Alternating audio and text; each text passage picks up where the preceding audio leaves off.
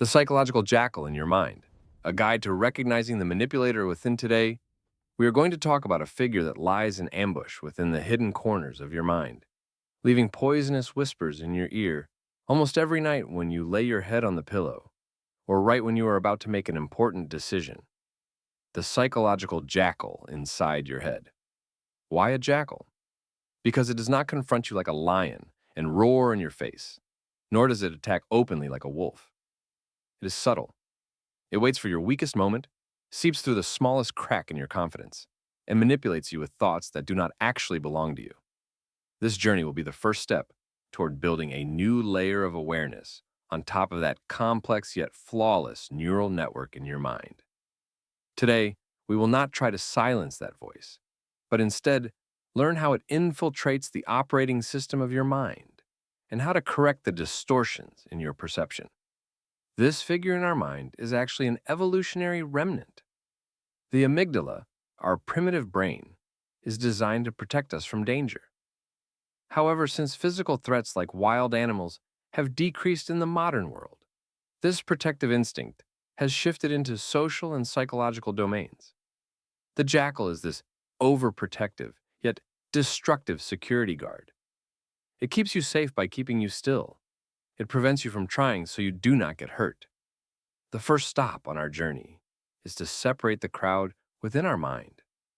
Many of us fall into the mistake of assuming every thought that passes through our mind is ours. However, the mind is like a cave, where all the voices collected from the outside world echo continuously. When you say, "I am not good enough," "I cannot do this," or "everyone will make fun of me," pay attention to the tone of these sentences. Is it really you who is speaking? Or is this the poisonous fruit of a foreign seed planted in your mind years ago? The greatest advantage of the psychological jackal is that it aligns its voice with your identity.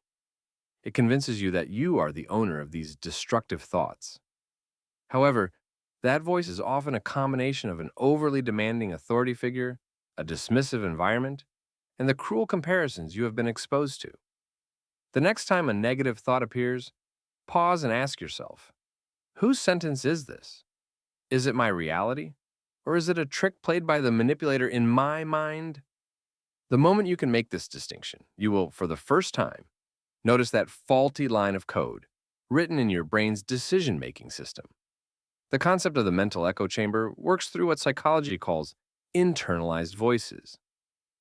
During childhood, our brain absorbs everything like a sponge. If you constantly heard a critical voice during that time, it eventually becomes your own voice. The jackal uses these old recordings and adapts them to present situations, disconnecting you from your current reality. For example, consider the sentence you hear when you make a mistake at work. "You can't do anything right." When you analyze the sentence, you will often notice that it carries the emphasis of the second person, you, rather than the first person, I. This is the clearest evidence that the voice has been imposed on you from the outside. Identifying the identity of this judge is the first step in taking away its power. Removing these voices from the label of my thought and classifying them as old recordings opens the door to mental freedom. The jackal does not attack randomly. It has a working principle and specific hunting grounds. Identifying these areas means knowing where to build your mental defense line. Future anxiety or catastrophizing is one of its primary hunting grounds. The jackal presents the future as a disaster scenario. The question, what if things go wrong, is its favorite bait. Anxiety is actually a defense mechanism, but the jackal turns it into a weapon. In future anxiety, the jackal's most insidious method is turning probability into certainty. You should not leave the ending of a story that has not yet been written to the pen of the jackal. Another hunting ground is the regret of the past, an emotional prison. It constantly traps you in the dark corridors of the past by saying, "You shouldn't have done that." Even though you know you cannot change the past, it keeps you locked in that moment and drains your emotional energy. The jackal wants you to judge your past version with your current knowledge. However, you made that decision with the Kasitli information and emotional state you had at that time. The past should be a textbook, not a prison cell. Social comparison is another area where the jackal thrives. It shows you the polished displays of others and whispers your own shortcomings to you. Comparison is not the beginning of growth, but the beginning of inadequacy. The jackal puts you into an unfair race by making you compare someone else's front stage with your own backstage. It never shows you that everyone is struggling with their own inner jackals. The jackal uses cognitive distortions as its arsenal. It pushes you into black and white thinking, where there are no gray areas. It makes you believe that if you cannot perform perfectly, you are a complete failure. It magnifies small negatives into catastrophic outcomes. It convinces you that you can read other people's minds, making you believe that others are judging you without evidence. It labels you based on a single mistake, turning an action into an identity. And finally, it uses emotional reasoning, making you believe that what you feel must be the truth. However, feelings are not facts. They are temporary weather conditions of the mind. Many people will tell you to eliminate negative thoughts or to stay positive. This approach only gives more power to the jackal. Trying to eliminate a thought feeds it with energy. Our approach is different. We will sit down with the jackal. Say this to it: I hear you. I know you are trying to protect me. I understand that you developed this primitive defense mechanism because you are afraid of me getting hurt.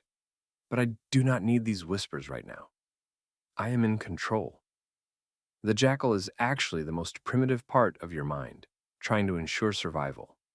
The process of inner negotiation requires passing the jackal's arguments through a rational filter. When it says, things will go wrong, ask it, what concrete evidence do you have? The jackal fears logic and concrete evidence. It grows in uncertainty and darkness. When you turn on the light of reasoning, it shrinks. Self-compassion is your shield. The jackal feeds on harshness and self-criticism. When you treat yourself with the same kindness you show to a friend, the toxic environment it needs disappears. Self-compassion consists of 3 components: self-kindness, recognizing shared human experience, and mindfulness.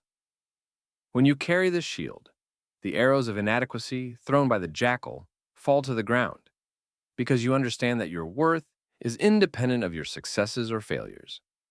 Everything we build in our mind is like interconnected neural networks. Neuroscience shows us the concept of neuroplasticity, meaning the brain can physically reshape itself based on our thought patterns. Developing a new way of thinking is like opening a new path in a forest. At first, it is difficult. But as you walk it repeatedly, it becomes clearer and eventually turns into the main road. The old negative pathways used by the jackal, when left unused, fade away. To strengthen this, keep a thought journal. Identify which cognitive distortion the jackal represents when you feel bad. When it creates a catastrophic scenario, give it only 5 minutes. Then consciously redirect your attention. When a thought like everyone hates me appears, write evidence supporting and disproving it. You will see that the opposing evidence is always more realistic. Instead of saying, I am a failure, say, there is a thought in my mind right now that I am a failure. This small linguistic shift creates a powerful distance. You are not your thoughts. You are the observer of them. Every new perception that settles in your mind today prepares the ground for deeper understanding in the future. The jackal may still be there. It may return in your most vulnerable moments. But now you know who it is, what masks it wears, and what outdated scripts it runs. The moment you recognize a manipulator, its hypnotic power over you ends. Awareness is the only key to freedom. Now, take a deep breath, straighten your posture, and remember that you are the true owner of that vast and illuminated kingdom inside your mind. And today, say this to the jackal inside your head: I see you. I know your methods, and I am no longer playing the script you wrote. I am in control.